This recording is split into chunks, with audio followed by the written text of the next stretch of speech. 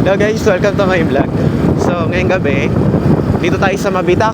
Kasi may pinakamahabang highway sa Mabitak. So ayun, tatahakin natin to pauwi ng Pililya. Dito muna tayo sa medyo side kasi may mga maraming sasakyan na mag-overtake sa atin. Baka mapaana tayo.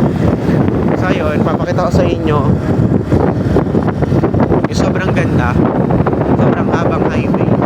Yan, thanks kay manong driver na yan. Meron tayong ilaw. Baho, putang ina, may patay na aso.